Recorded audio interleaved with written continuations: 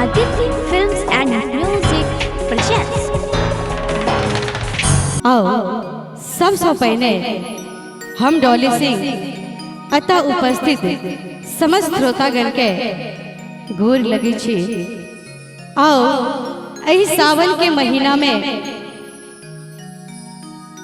खास करके कजरी गैल जाइए, झूला गैल जाइए, ता आही तही में एगो सुंदर सन झूला के गीत सुनावी, जहमें मैया पार्वती अपना सखी सबके संगे झूला झूले छथिन।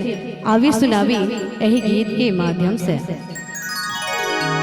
सखियन के संगवा में गौरा दुलारी झूलनवा झूले हरी। सखियन के संग